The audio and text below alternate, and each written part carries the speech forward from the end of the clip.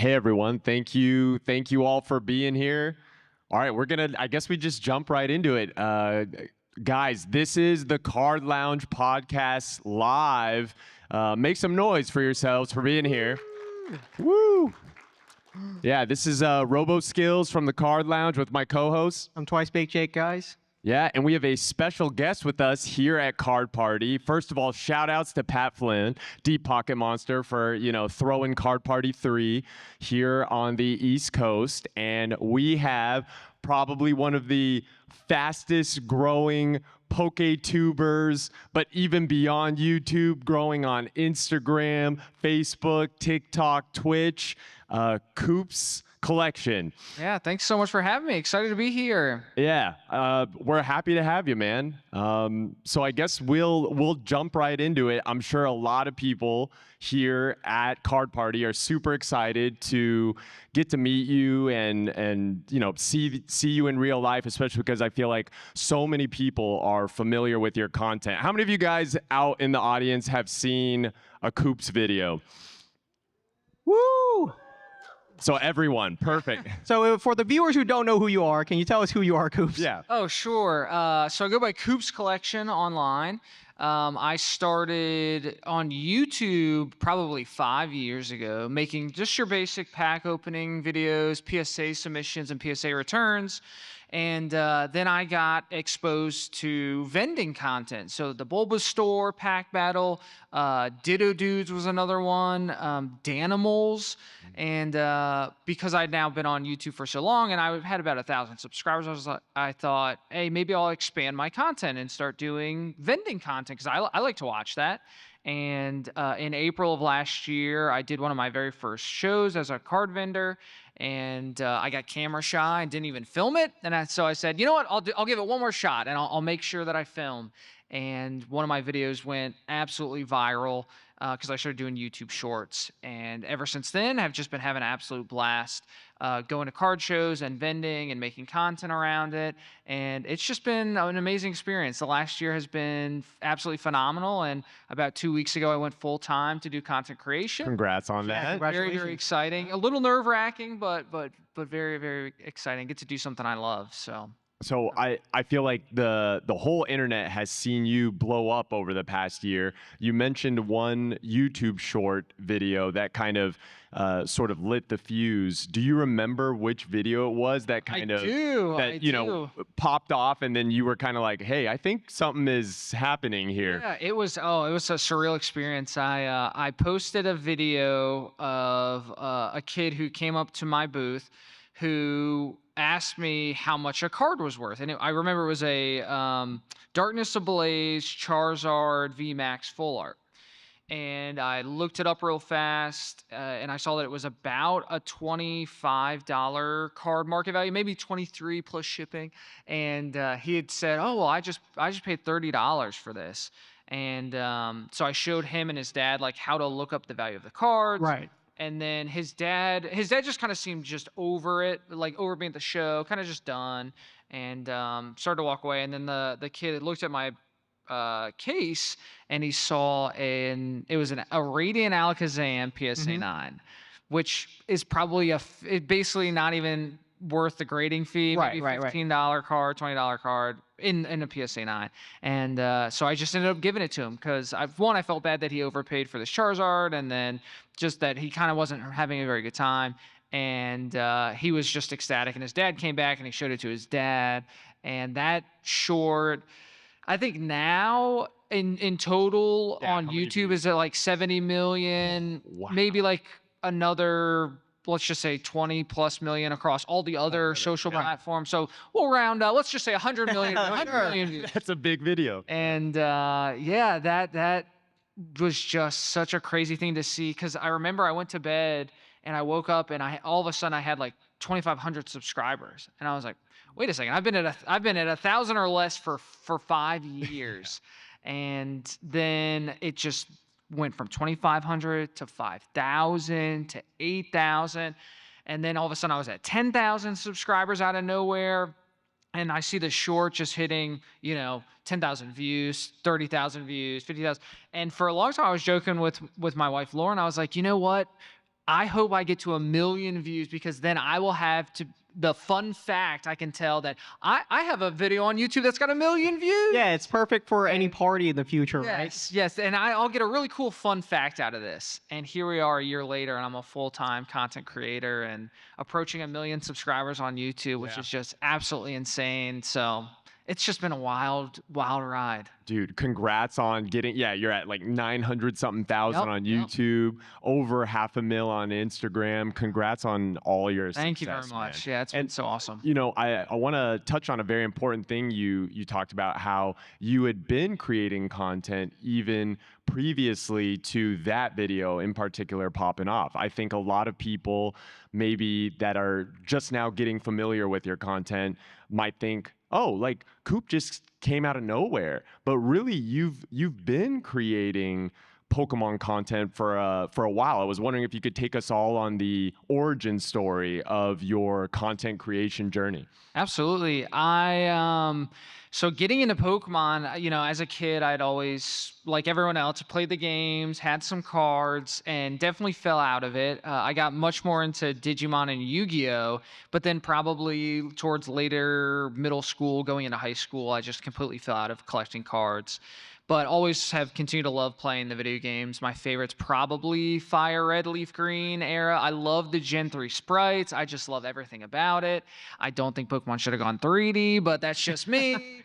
And so in 2018, I got fed a Max Mofo Pokemon opening video, and I was just watching this guy go crazy, pulling rainbow cards I'd never seen before, because I hadn't seen a Pokemon card in 15 years.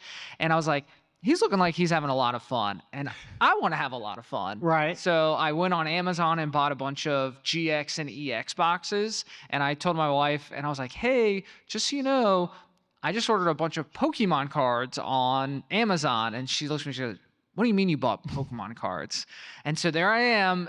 I guess at the time I was, 6 years ago? I was 28, sitting at my kitchen table, just ripping Pokemon packs by myself, which was fun. But then I was like, I kind of want to share this with other people. And that's when I started to just do kind of the YouTube stuff with pack openings, and then I started grading. I went down the whole grading rabbit hole, and once you start that, you can't stop. And so was just kind of making content when I felt like it. If I picked up some new packs, you know, I'd open them on camera if I thought to, if I got some new PSA cards, and had some slow growth. And I think after about 4.5 years was just hitting that 1,000 subscriber mark. And then when I started watching Bulbasaur and some of those other bigger vendor videos, I was like, all right, I'll give that a shot. And what year around was that? That was last year, April of last year. I started the vending content. Okay. So from 2018 to 2024, just a casual collector. I got involved in some of the online communities like E4 and joined some Pokemon Discord. Oh, so you're familiar with E4? I am, yeah. I was because they're so knowledgeable. They know so much more than I do about Pokemon, but I was trying to learn anywhere I could about Pokemon. And that's where I first got exposed to like card artists doing meet and greets and signatures events. And I went to my very first Pokemon related event in Baltimore and got to meet Cookie Saito, who is by far my favorite artist. One of my favorite too. Draws amazing Pikachus. He does all the Mario and Luigi Pikachu. He does the Poncho Pikachus. He just is a phenomenal artist. I actually have 2 exclusive artworks because he runs lotteries on his Instagram for the chance to buy some of his unique art that he does. So I've got 2 really cool things from him. But yeah, 2018 was when I got into collecting and then making YouTube content because I didn't want to just be sitting alone opening up cards by myself. But then, yeah, it really took off last year after some of my vending shorts started to go viral. Yeah, and the rest is history. Card Lounge will be right back after a word from our sponsor. Kanto Shark. Kanto Shark has been selling over $1 million in Pokemon cards every month, and the momentum is not slowing down. They've had multiple record-breaking sales, including a Gold Star Rayquaza PSA 10 sell for $80,000 and a first edition PSA 9 base set Charizard sell for $40,000. Those are the kind of record-breaking sales that you can expect from Kanto Shark. Jake, I saw on Kanto Shark they had 4 sets of Poncho Pikachus, all PSA 10, like the whole collection, just sell week after week after week. That's right, Rob. And right now, Kanto Shark is open for high-end Pokemon card consignment. If you have any cards over $500 or more, then consign it with Kanto Shark. And let's face it, there's a lot of cards out there that are valued at over $500 right now. If you're looking for Poncho Pikachus, big Pokemon grails like Gold Stars, Crystal Charizards, first edition holos, you gotta check out Kanto Shark. Getting started is simple. Just message at KantoShark with photos of what you've got and they'll take it from there. Whether you're looking to buy, sell, or consign, there's never been a better time to work with one of the most trusted names in the hobby, KantoShark. Thank you again to KantoShark for sponsoring today's episode of the Card Lounge podcast. Well, I got a question for you, Coop. Is that basically you continue to make content for so long because you're a passionate collector, you continue and persist, like I want to talk a little bit about that. Like what made you continue to make so much content continuously? Yeah, I would say between when I started and going viral, it really was just, I like Pokemon cards, I like the art, I like collecting, and I like the community a lot. And putting videos up on YouTube was my way of being a part of that community in a different way. Going to shows like actual regional events and meeting the artists was something that was a lot of fun. But yeah, just making content was something that was a way that I could not give back, because it's not really giving back, but it gives people a chance to be involved. Maybe they can't afford Pokemon cards and they want to see someone open it, or they don't know anything about grading and they just like the excitement of someone getting a cool card back graded a PSA 10. And it really was just like a passion thing and sharing my passion for collecting. And then when I started doing shows, I had been buying and selling online for a while on eBay and Facebook and stuff. So I was familiar with kind of like figuring out market value and kind of the negotiation behind it. I suck at negotiating. I'm not a negotiator. I'm a lightweight when it comes to that sort of thing. And when I started vending and doing vending content, it was just a new passion. I love collecting and vending and meeting people who are newer to the hobby or newer to Pokemon. It was like a way to share that in a different way. And where I really fell into that was ended up just giving stuff away for free. And I think that came from the passion of like, I really like this and I want you to be able to experience just the joy I've gotten from it. So maybe you can't afford something, but like I'm not in a position where I have to sell these Pokemon cards to pay my bills at the end of the day. And that gave me a chance to really share in that with people in a different way. So.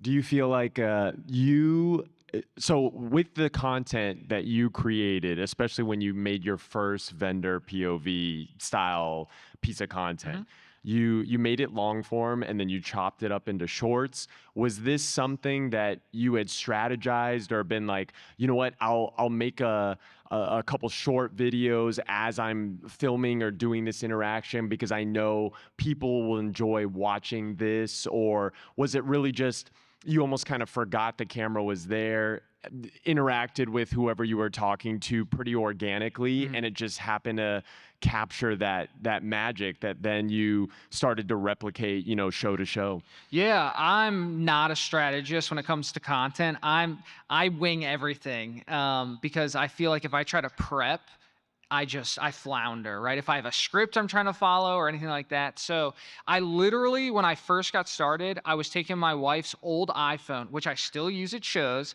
and I stick it on a tripod and I just film for 8 hours. And that's all from an iPhone? Yes. It's horizontal? Yep. Horizontal, okay. yep. Okay. The secret is plugging into power. So a mobile battery is a must so that you don't have to worry about if you're near an outlet. Now I live stream from that phone and I have the Osmo Pocket, which is a phenomenal 4K camera that pivots and all that good stuff. So I use that to do edited footage. But yeah, it's really just I'm there, I'm giving the person at my table my undivided attention, and at the end of the day, I have 6 to 8 hours of footage that we then go through. And I say we because I've got video editors now who are the backbone of helping me actually put out content. Because when I was doing it myself and working a full-time job, it was just, I was literally just chopping dead air out and grabbing photos of cards to throw up, and now we actually have some transitions and sound effects, and it's a much cleaner product.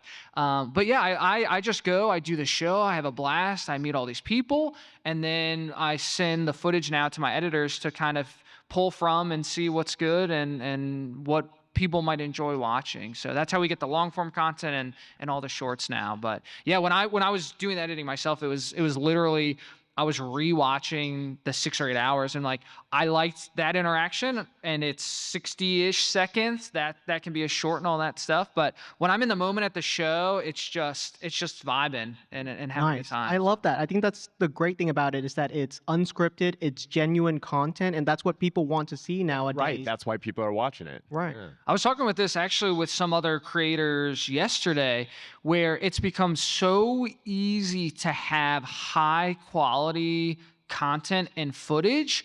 It's almost saturating, like YouTube and all that. And when I was releasing content, I was literally putting out like 720p or 480p footage because I was trying to live stream and I didn't have any other cameras. And the live stream quality is based off of how good the Wi-Fi is, or if I'm hotspotted. And Reed, my video editor Reed is here. He had to work with literally 480p live stream footage to try to pull and put together long form content and shorts. But at the end of the day, people just liked the actual content of the video, and it didn't have to be 4K and heavily edited and all that stuff. And I think I struck at a point where people were overwhelmed with how good everything was from a quality perspective, that this lower quality footage just kind of resonated a little. It's like, almost like America's Home Videos a bit, like some old VHS footage. Yeah, the fact that it Made its wasn't way. 4K almost helps it make it more genuine and natural of an interaction almost. Yeah. But you guys can still watch my 4K content. Yeah. It's definitely, I would say, been more, I guess, more prevalent in the Pokemon hobby ethos of just content creation. And, you know, Jake and I will talk about vending content wasn't really a thing like 3-4 years ago. I mean, that wasn't like a popular style of content you would look for from content creators in Pokemon or just the TCG space. Yep. How do you feel about the current landscape of, I mean, I feel like you, Pack Battles, Bulbasaur, Jar Chomp, like there's or Evil Coop, you know, as some. Okay, I haven't had a chance to meet Jar Chomp in person. I've heard the phrase that I think he has been an extremely what's the best word? He's like outgrown it naturally, and he didn't give it any credit or flair. I heard about it, and I made a public post like way back when it first, I think, started. I was like, please don't use my name to bully people. Like, Good call. and I don't know if it started as just like a joke meme, but then some people took it too seriously or not. But I need to, he's here, I think. He is. I need to go say hello. I need to take a photo, and I need to like say, there is no Dark Coop. He doesn't exist. He's the nicest I've ever met. You guys have never been in the same room before, so it's almost like, are you guys the same person? I will say it is funny. I remember, I mean, I think that's why a lot of people pair you two together, because, I mean, it's not like even you two look that similar. We're both you're somewhat palish, maybe have reddish hair. that's what it is. And then you guys were just both popping off at the same time. Yep. But in you know, to what you're saying, it's like I'm sure some people maybe took it too far off of a meme. Yep. But I mean, the way that he's kind of like he's kind of turned it into almost like like a inside joke, Yeah. and now it's like a term of endearment, Yeah. really, with like a lot of his audience. So that's a testament to him. Yep. But and this is something we talked about when we had him on the Card Lounge podcast. For all you guys that have really just ramped up so hard in the content creation space, just from vendor POV content, how do you feel about inspiring this new, almost like generational wave of like there's all these vendors and people that maybe they don't even consider themselves full-time content creators yet, but they're just vending at shows, and now they'll put up that camera, whether it's a phone or the Osmo 3. I see it at every show now. Yep. And like vendors are making their own clips and things to put up online. It's really interesting just to see the change in the last year. I didn't really do a lot of the big shows. Folks like Bulbasaur and Georgetown that do like the collecticons and the front row card shows and all that. Because I got my start just these, I hate to say the term rinky dink, but like these little local just small. Right, homegrown they're shows. small. My very first show literally had 10 vendors. Oh, whoa. It was me and one other Pokemon vendor, and then the old sports guys. Wow. Right. No one was filming. I wasn't even filming because I got camera shy. I didn't set up a camera. It was like an awkward layout. I didn't want to put a tripod up in like the middle of the area. And then, as I kept doing shows, people would come up, and then I would see them as a vendor like a couple months down the line because they came to these shows, they had a good time, they wanted to give it a shot. But just to see the growth of camera users in the last show, you can't go to a card show without seeing, I would say, 50%, if not 80%, Correct. of tables have cameras up. Yeah, it used to be the minority, and now Very it's much so. almost the majority. Yes. Yeah.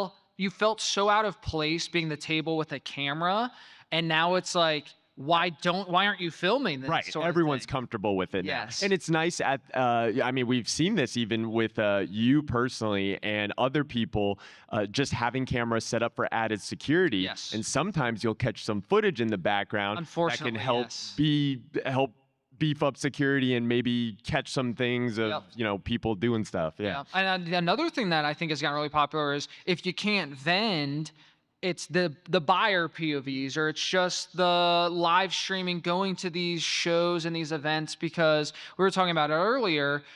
A lot of times people can't go to them. I get so many messages. People might be like, hey, I'm disabled or I'm handicapped and I can't really attend these super crowded events, and I just love being able to watch and see what's going on there because I love Pokemon and I love cards, but I can't really go to those public sorts of things. And so kind of being a window into that stuff is great regardless of if you're a vendor, if you're attending. And I think that's why so many people are getting so many views in this space, because it's really giving folks an opportunity to be a part of the community in a different way without actually having to be there and physically participating. So Card Lounge will be right back after this brief message from our sponsor, Collectr. This episode of the Card Lounge podcast is sponsored by Collectr, the smart app for tracking your trading card collection. Whether you're into Pokemon, One Piece, Magic the Gathering, Yu-Gi-Oh!, Dragon Ball, Collectr makes tracking your collection effortless. Yeah, I absolutely agree, Rob. I've been using the Collectr app for years. It's an absolute game changer. Whether you're just looking to organize your inventory or catalog all of your whole entire collection, know what your prices are and know what your collection is worth, you gotta try out the Collectr app today. And the interface is clean and intuitive. No more digging through spreadsheets or scribbled notes. You just have a polished, easy to navigate layout designed by collectors for collectors. So if you're still using a binder or a basic notes app, it's time to take control and download the Collectr app today. Available on iOS and Android. Use it now and streamline your entire collection today. Try the Collectr app today. Thank you again to them for sponsoring the Card Lounge podcast. Trust me, once you try it, there's no going back. So what you just described is kind of giving these windows into these shows and providing that online experience through live streaming. I'm curious, as a content creator, how much does live streaming play a role in your content? And have you noticed in the last year and a half, kind of this this growth in specifically just providing live stream, like live content to your viewers? Absolutely. I would say live streaming was kind of my niche in the vendor space. I don't know for sure. It feels like I was one of the first vendors to start to live stream. I think I would agree with that. Yeah, I would And say so. One thing that I think resonated really well with my audience was that they felt they could contribute and be a part of the generosity that was happening. And so a lot of my live streams at my shows, people are donating via super chats or donating memberships or whatever it might be, and literally buying cards for people at my booth. And the live stream is what enabled that to happen. So not only could you watch a vending POV happening in real time, you could basically participate. You could say, hey, that kid or that customer doesn't have enough money to buy something. Here's $5, here's $10. Or even people that it's not for a specific person. It's just this whole this hashtag slab a kid movement kind of started a little bit. I did see that. Where people will donate just for me to give out graded cards to kids whenever they might come by my booth. And it really has given kids a chance to be exposed to higher value cards that they might not be able to save up for, or a lot of kids whose parents are buying stuff for them who may not understand the market of Pokemon, but their child really, really likes Pokemon cards. And I love graded cards. I talked about I started grading, and it really is a rabbit hole. Once I started collecting graded cards, I don't collect any raw. I don't have any raw in my collection, and it's a bit of a curse a little bit. But So am I really helping kids, or am I leading them on a path of monetary devastation? I'm not quite sure yet, but hashtag slab a kid. We'll find out in 10 years. Yes. I would think it's teaching them great skills. So while we're on that topic, what is your collection like, Coop? Because I don't think we get to see a lot of it on your live stream. I leaned really heavy into Japanese exclusive stuff. I started collecting in 2018, so I lucked out and got a lot of nicer, more expensive things before they were nicer and expensive. They were nice, they weren't expensive at the time.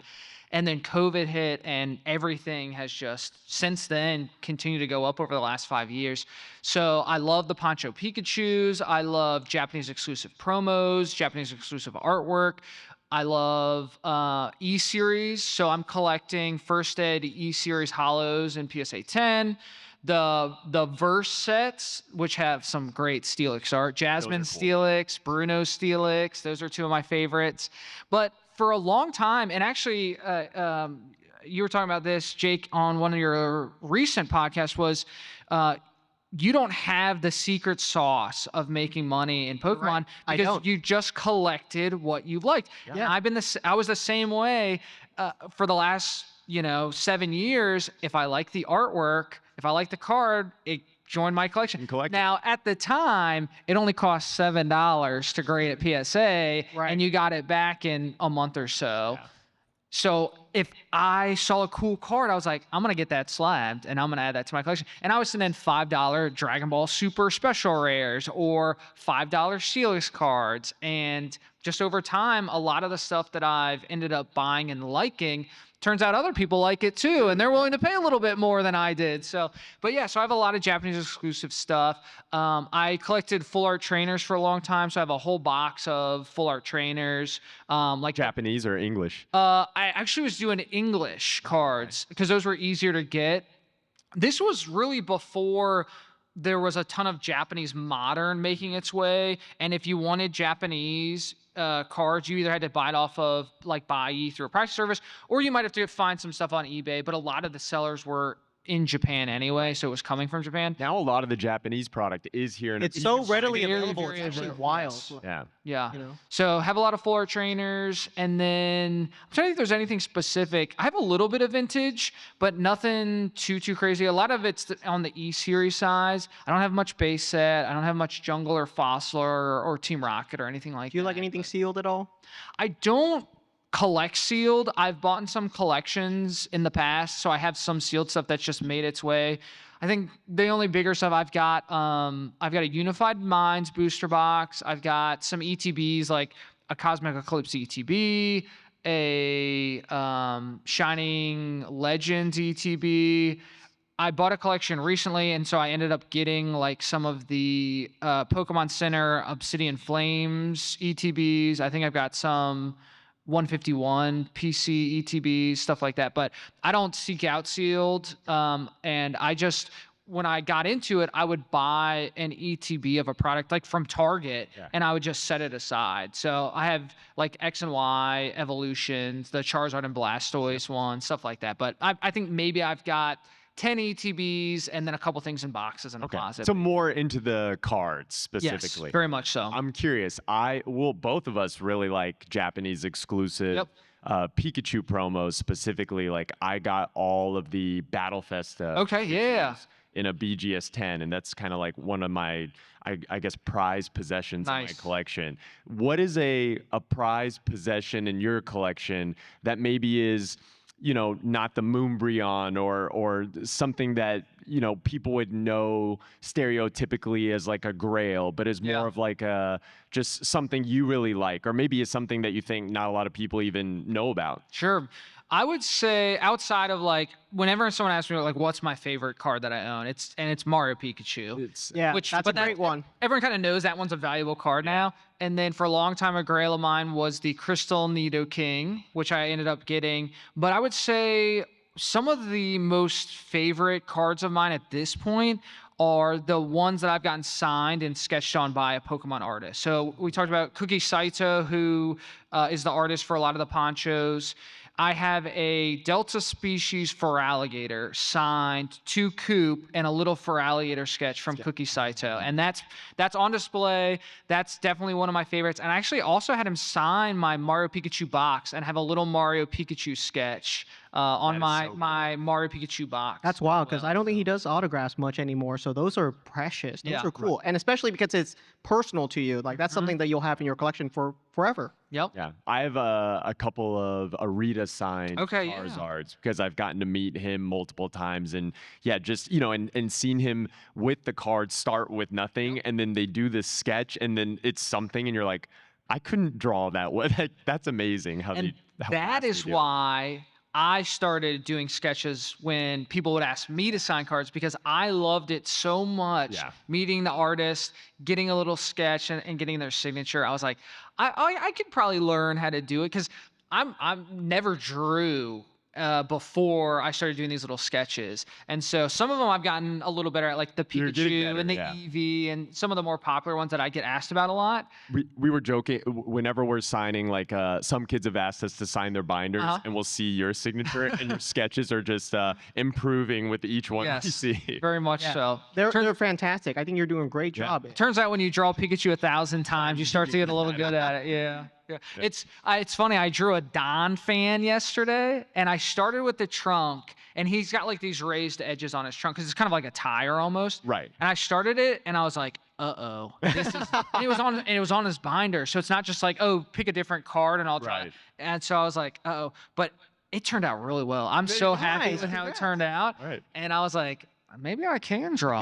I don't know. What made you want to draw? Was it requested? Yes. The one I did mess up one, and I have a short about it. What's the hardest thing you? So someone asked me to do Giratina, and I was kind of like trying to do it. It was on I think it was on the Rainbow Giratina. So like the texture blinded me, and I was like, I like totally lost it. And While we have you on for one more question, is that the hardest Pokemon you drew before we give it to the audience for Q&A? The hardest Pokemon I've drawn. Greninja can be tricky, and then Blaziken can be a little tricky. I remember struggling a little bit with those, but I think the Giratina is the one that turned out the worst. I gave him, he was buying the card for me to sketch on. I gave it to him for half price because I was like, I was like, I can't charge you. He's like, you got to charge me something. I was like, all right, half off for just. They're calling it the Goobertina at this point because of how it turned out. So hey, that's gonna make. I'm gonna tell you right now. Yeah, when this goes live, you're gonna get a lot more Giratina people. Please don't. Yeah. Please ask for Eevee, Snorlax, Meowth, Pikachu. Those are the easy ones. Yeah. Your favorite Pokemon is Steelix. It is, and I can't draw them very well. Really? And you don't get a lot of Steelix requests? I get a ton. I got to get a Steelix card. But I've defaulted to doing this very like flat, like two-dimensional version of him. I don't think it's that great, but it's the best I can do for Steel. He has so much detail because he's got like all the like angles creases in his face. Yeah. So he can be tough. Well, hey, we're gonna toss it over to the audience. If you guys have any questions for Coops or any of us, happy to answer them. And if you ask us a question, you get a prize pack. So, Ooh. Yeah, so we'll so take if some. anyone would like to ask a question, just raise your hand and we'll get yeah, to you. feel free to raise your hand, and then we'll have someone come around with a microphone. Is there a certain card you don't have in your collection that you'd like to add, like Dragon Ball, Pokemon, anything Ooh, like that? great question. I am missing the signature rare Golden Frieza from Dragon Ball Super. I have all the other signature cards. So that's the character with their voice actor's signature printed on it. And it's like gold, right? yes. Yep. Very cool. It's funny. I have that card because I don't collect a lot of Dragon Ball, but we're probably very similar. There was something about those on-card autos, like the Goku with the Sean Schemmel. Yep. Like I have all those. Those are the Dragon Ball cards. That's why when I made a custom card, and I did that. I did a gold foil printed my signature on my custom card. Of course, everyone still wants like the actual autograph, yeah. but because I liked those so much, that's why I did that as well. Rob, I'm gonna answer for you. Right. Well, Is it Mario Pikachu? Yes. So it's funny because I have the one that I know these guys have. If I could add something to my collection right now, I really want the full art Mario and Luigi Pikachu because I never pulled the trigger on them because I always thought, oh, they're kind of pricey. I'll wait for them to come down, and they've just only gotten more and more expensive. Yeah. For me, it's going to be the Great Felt Hat Pikachu PSA 10. I have a PSA 9. I don't have a 10, but $1,000, I don't know. It's kind of. tough. I'm in the same boat as you. It's a little bit pricey. I hope it comes down someday. So we'll see. I would say my one grail that I don't think I'll ever get is the PSA 10 2016 Festa, I have. Yeah. which I think is like 15,000. You guys want to do a trade? Yeah. Yeah, we all have each other. You know what's so funny? How you described getting the Mario and Pikachu super cheap early on. When I had gotten back into the hobby, it was around 2019. Okay. There was something about the 2016 Battle Festa that just spoke to me. And my girlfriend will know about this. It's like, that was the first card where I was like, am I going to spend over $4,000 on one? Yeah. Because that's what it was at. In 2019 or? Well, it was like, that was around 2020. So Right, what's right funny when is- it popped off. Yeah. Right. I mean, that was at the height of COVID popularity. Right. So you would think, oh, that should not be the best time to buy any card. Right. And yet that's the cheapest it was since then. And so I'm glad I picked it up because I was just like, I think it's worth more than that. Yeah, I think the lowest I saw it get was like 7,000, and I was like, eh. And now, of course, it's doubled. Yeah. Can we get another question from the viewers, just so that we can make sure we get everyone their prize packs? Have you completed any master sets? Oh. I haven't. I don't collect master sets. I'm very much if I like the art, I'll buy it, and I don't like the pressure of having to buy cards I don't like just to finish a master Sure, set. that's So fair. yeah, but I appreciate people who can put in the tenacity to actually do it. finish it. Yeah. It's like a true collecting goal. I think that's Do you why have they any call it a master master sets, Rob? set. I've completed 2 master sets. I completed a master set of 151 because it's this set I grew up with. Well, I grew up with base set, but it's Kanto region, the original 151. So I was like, I gotta master set this. And then I also completed a master set of Paldean Fates just Very because I cool. thought all the shinies look cool in it. Yeah, I have a base, jungle, and fossil. Those are easy to complete, actually, believe it or not, and it's fun to complete the old vintage stuff. 'Cause And they're those are smaller still really cool. size sets. Yeah. I did get a base set 2 master set in like a big collection that I still have. So I guess technically I do. There you have go. a You do have a master base set. base set 2, which completed it. I love the Cosmo foil on base set 2. Yes, very cool. one of the best holographic Yep. styles ever. Hey guys, big fan of the podcast. Hey, thank you. My question for you, do you have any cards that you regret selling, whether it was monetary or like sentimental? Sure. I had the full set of the I believe it was called Rainbow Rocket promos. It's little Pikachu dressed up as all of the bad team. I also sold leads. my set. I made a binder page. It was the Pikachu dressed up, so it's like Lysandra, Giovanni. Yep, Getsus. every single bad guy. I had their evil team matching leader. full art trainer in Japanese next to them. Of course, Cyrus is the only one who didn't have a full art trainer at the time. So anyway, I had that whole set, and I ended up selling it because I hadn't gotten into grading yet, and I don't know even remember why, but I sold it to a guy, I think in the Philippines, for like $400 for everything, and I think they're like regret that. 1,000 to 2,000 each right now. Yeah. Wow. How about you, Rob? See, I would want those in my Oh yeah, those are cool. collection. I mean, and I guess this is a good thing. Nothing really pops to mind. I guess because I'm such a heavy collector first, that really, if there's something that goes in my personal, you probably tell me this. I have a hard time letting go of stuff in my collection, even if it's stuff that I don't consider like my main pride and joy in my collection. So I haven't really let anything go that I terribly regret. If anything, it's the opposite. It's I didn't buy something when I wanted to, and then I waited too long, and then I regret not picking it up when it was cheaper. Yeah. I feel that's way more common than even buyer's remorse in the hobby. It's mostly I didn't buy this. That's why there's a word for it. It's FOMO. Yeah. It's FOMO. Yeah. So I don't have any regrets either. I've sold off plenty of cars for $100 that are now like 5,000, 10,000. I've sold off Mario Pikachu screen promos. Don't regret it because those were their prices at the time, and I'm sure I bought something else with that. That's just the way collecting work, and we can't leave in the past. Yeah. And you can't always predict that something will go up or down. Just in the same way you think, oh, something went higher. There's probably 10 other cards you sold that you're not even thinking about anymore because you let them go that went lower, and you got a good price on them. So Great questions, you guys. Thank you so much. Yeah. Anyone else? Yeah. Have you ever got a God pack? Only in Dragon Ball. Oh, really? I've pulled 2 Dragon Ball, but the thing is, the Dragon Ball God packs, when I pulled them, aren't good. I know which ones you're talking. Yeah. So this was back when you got all foils, like yeah. uncommon, commons, and then you got a super rare, which is the 3rd tier of rarity, because there was the super rare, special rare, and secret rare. Yeah. And so it was actually bad to get God packs because you knew you were only going to get a super rare. Right. So I pulled 2 of those, and I've never pulled a Pokemon God pack.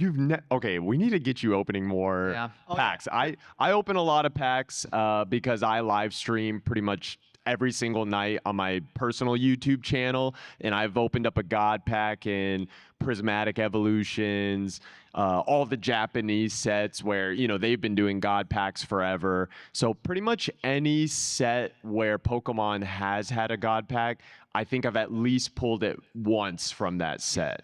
I've never pulled an English God pack, but I pulled Japanese God packs all the time. Tag Team GX All Stars, Shiny Star V, 151. I pulled one recently, so I'm very happy about that. Graded it all PSA 10, so I'm very happy. Nice. That's a personal one forever because it's my God pack. I gotta keep it.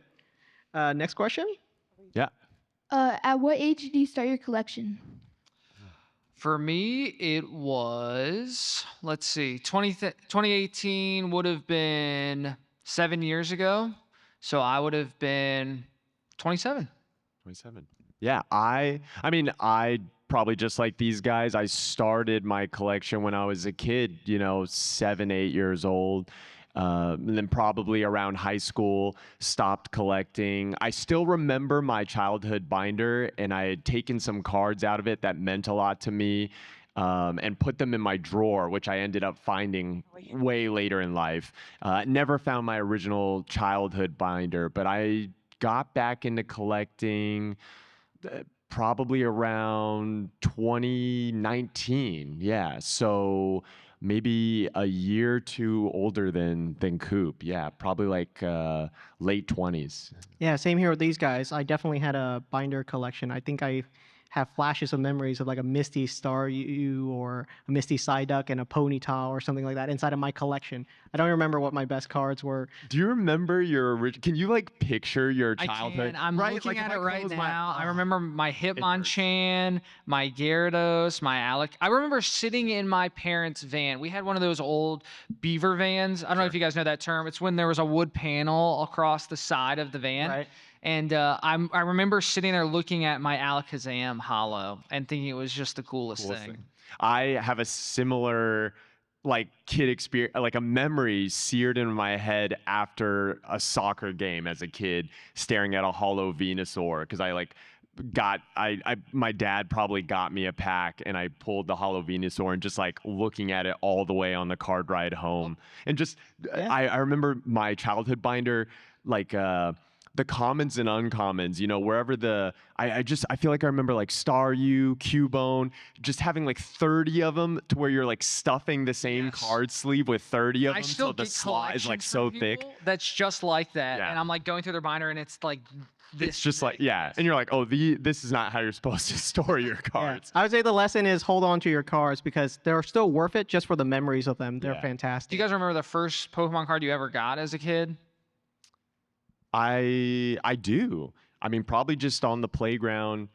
I remember being into the games, and then when the card game came out, like already being excited and pumped for it. So I just remember opening the first edition base set. Like I'm Okay. pretty sure the first holo I got was like Poliwrath or Gyarados, you know, and then just remembered wanting to try to find the Pikachu, and then just started building my collection. I had unlimited. Maybe Shadowless. I definitely didn't have first edition. I'll say that. Yeah. I remember because I had gotten the Pokemon Red Game Boy game one year. And so I knew the show, I knew the game, but I didn't know anything about the cards. And I guess I had a friend over when I was a kid, and he had Pokemon cards. And when his mom picked him up and took him home, he gave me a Sandshrew. And that was my very first Pokemon card. I don't still have that? No, I don't. Yeah. And I don't know if it was Shadowless or Unlimited, but I remember that was the first Pokemon card I ever I remember owned. I main Sandshrew. Like I had like a Chikorita or something as a starter, and I was like, no, I'm just gonna catch a Sandshrew. And that's that my was starter. my main starter. Yes. Nice. Anyone else have another question? We want to make sure we get everyone. Wait, oh my god. All Did good. anything major happen to you while you were vending? Like not recording, forgetting to record? Major Like a dramatic event Or that occurred. craziest vending story that you've experienced. You That's saw a a great fight. question. I'm trying to think if there's anything crazy that's happened.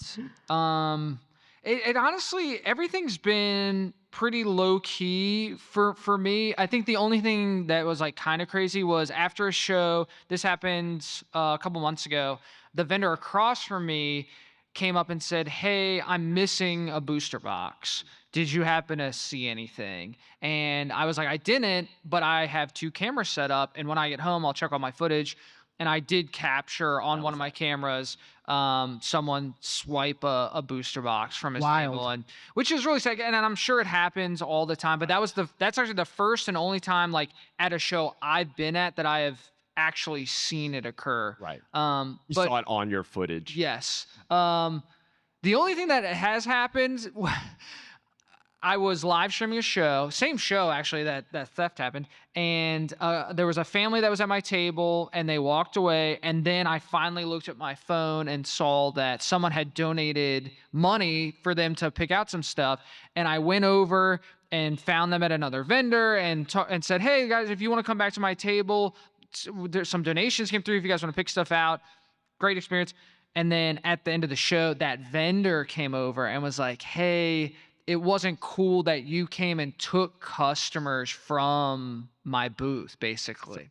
And I was like, it didn't even cross my mind. Cause like I saw this live chat. I don't You want were them to miss it. focused and tunneled on Just- that. And I didn't even cross You my mind weren't that they even were meaning it like that. It's like, hey, we're done if you're wanting to buy something here, but just come back to my booth because and I should have someone's got some phrased free it like that, right, but you it was probably like, weren't "Hey thinking in the guys, moment. come on back! Like, stop looking at their stuff." And it didn't even cross my mind that that's what was happening at the time. Well, Very fair from both of your perspective. What was exactly. occurring? Yep. I think little miscommunications can happen like that in the hobby, and hopefully, I think one of the great things about this hobby is the people, and usually if you can have at least just a two-way street of communication, you can kind of smooth things over like that, because that's actually like a perfect example of like a innocuous sort of miscommunication. And I'm glad he said something because I'm now cognizant of it. stuff Oh, yeah. like that, right? Like other vendors are there to sell their products, and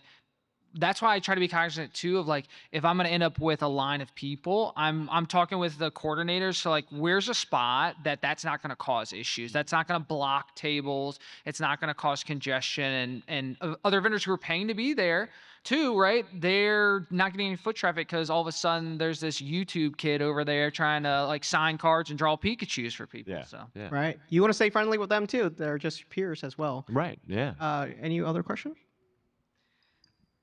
Oh, sorry. What inspired you guys to first start streaming and like being with Pokemon community? Ooh, good question. Also, what's up, Jack?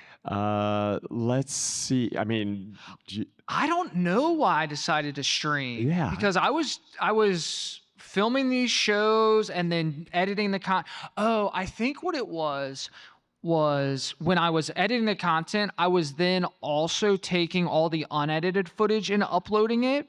And live streaming was a way for me to do that without any extra steps. Because then all the live stream of VOD would sit on YouTube into perpetuity, and I didn't have to do the extra step of like, get all the footage, re-upload it all, and do all that stuff. So I was like, oh, I'll just live stream. That'll be my uncut version, and then I'll do my edited content as well. Gotcha. Yeah, it's funny. Very similar.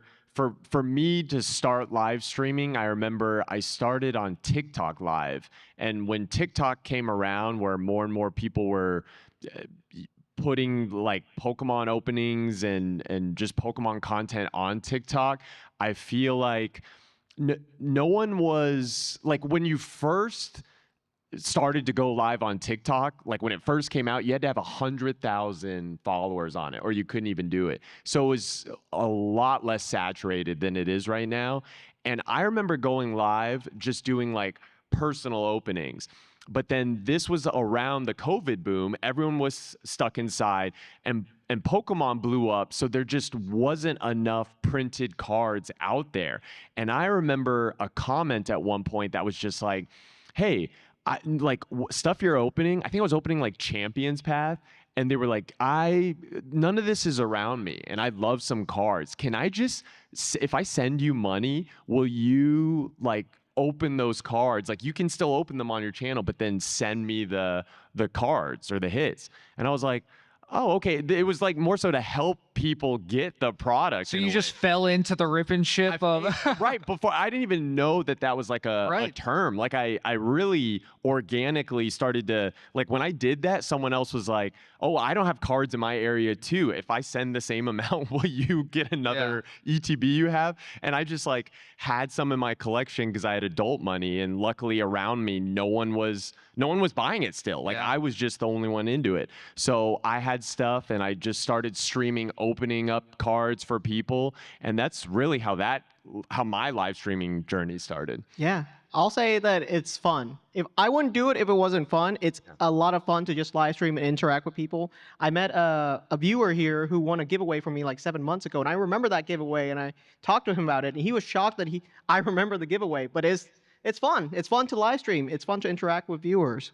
I will say, because I started to stream on Twitch because I've been doing like the gaming streaming, which is its own beast. Because when I live stream vendor shows, like I'm locked in, I'm talking to people, I'm just doing my thing. You can't interact with the online audience. Exactly. And then when you're gaming, it's like, okay, I need to talk to the chat, right? Because people are here watching all this stuff, and it's just a very different like live stream mentality that I'm still learning to navigate a little bit too. It's interesting. So. It's fun though, because it's something about doing the thing with the audience, and they can kind of feel like they're a part of it, and then everyone in your community feels like they're part of it, like that's just watching. Yep. Yeah.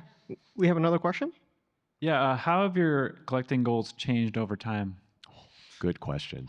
Mine, honestly, have kind of become non-existent a little bit. I used to have some goals, specific cards I'd try to get. I think the biggest goal I ever set was I want the poncho set in PSA 10, which I was able to accomplish last year when I finally picked up the Team Skull. Congrats. Thank you. And now I will say I lucked out big time getting almost all of them before COVID, where they were much, much more affordable. I don't think I could afford it at their current price points, which Right. makes me like, maybe I should sell them. So, and then I really wanted to get like the Crystal Nidoking, and I picked that up. And now I'm kind of passively like, if I see something that's really cool that I want to add to my collection, I'll do that. So I would say my goals started relatively strong with some very clear direction, and then kind of just fell to more of, I'm still collecting, but it's very passive as I continue to do more of the vending sort of stuff. So. Very cool. Yeah, I actually have a pretty good answer as far as like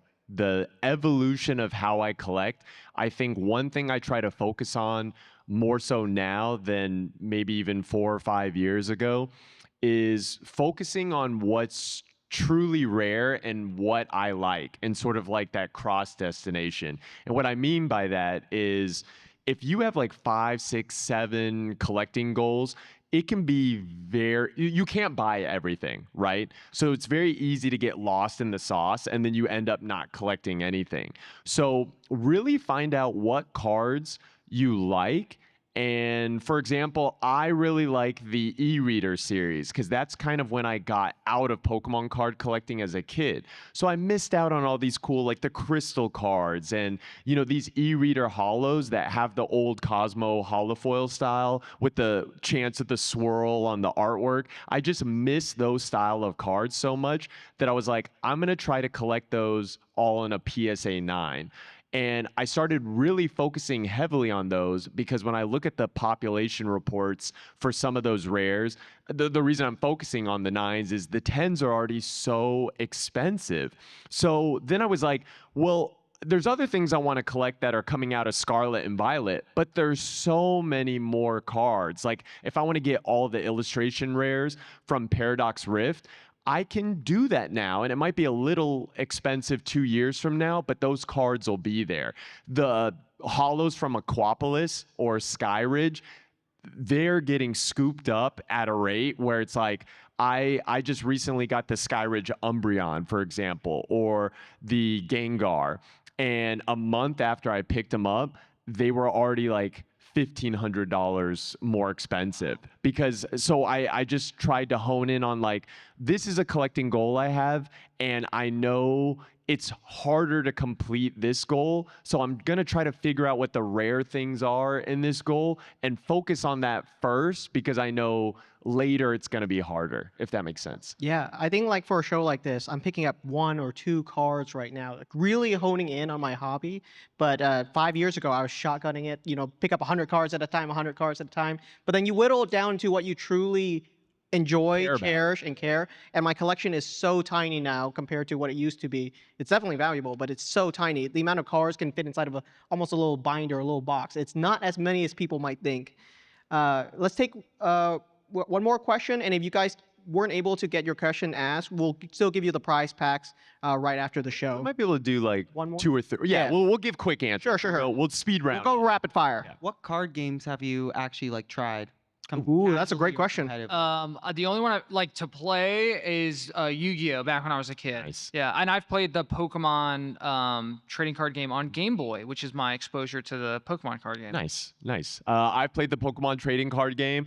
I used to play professionally, and then the One Piece TCG came out. So if anyone in here is a fan of One Piece, I think it's a great card game. It's the most popular anime in the world. The artwork is beautiful, and the actual, like the TCG, the game, is one of the more well-balanced and just like fun games to play. Oh, I play everything. Hearthstone, Marvel Snap, Magic the Gathering, Yu-Gi-Oh!, Pokemon. Name a card game, and I probably am excited to talk to you about it. So love them all. With the Megas coming back, what are you hoping to see in an illustration rare? Ooh, that's Mega a good one. Steelix. Mega Steel. I was gonna say, yeah. All right, he wants Mega Steelix. I would like to see a Mega Rayquaza SIR. That was also going to be my answer, but I'll switch it up for you. I think Mega Mewtwo and Mew were done kind of like a disservice in the last round. I agree. So I think they can do them ramped a lot better, especially with SIR versions. I like that answer. What are the odds that there is not a Mega Charizard X and Y? Dude, in if they these don't- sets? 0% they're not I bringing want to back see Charizard. that SIR too. I didn't say it because I feel like they'll just do it. Yeah. Anyone else?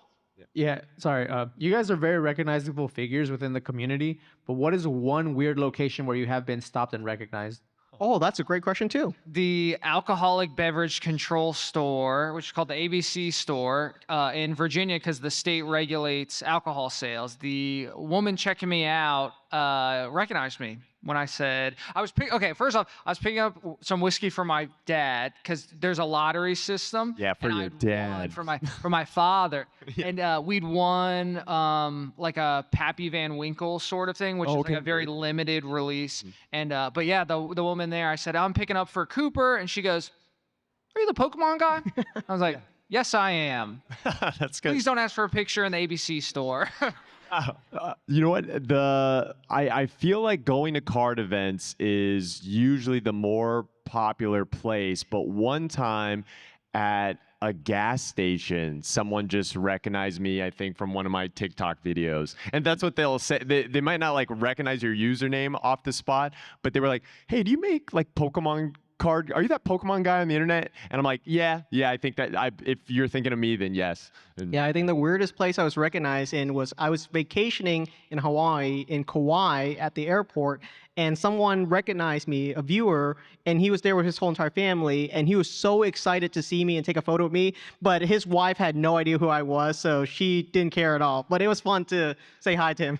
that's why the gas station story is funny, because he wanted to take a picture with me too, and I was like, okay, yeah. So I was like filling up like gas in my car next to his car, and we just took a picture in front of the gas pumps, and I just remember that.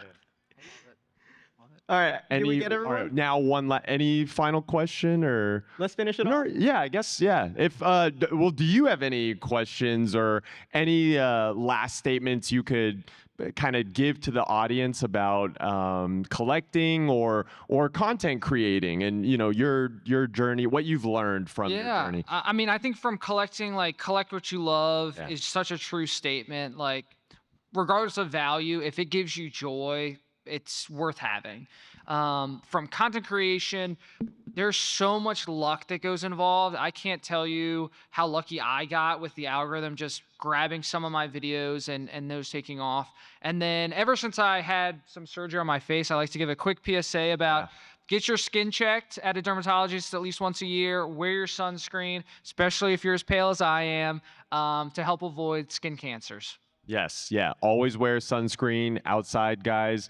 And yeah, again, round of applause for Coop, guys. Thank you for coming and joining us, man. It's been really awesome getting to know you. Yeah. Thank you for coming. Thank you to all our sponsors for the Card Lounge podcast. Thank you to Kanto Shark. Thank you to Collectr. And we really appreciate all you guys, the viewers, everyone that's watching every week. Thank you guys so much for tuning in. Jake and I really appreciate it. Yeah, thank you. Love you guys. Yeah, and let's give a round of applause to Card Party. Thank you to Card Party for just letting us be able to do this show live with you guys. And we'll see you on the next Card Lounge. Peace out, everyone. Yeah, thanks for lounging with us.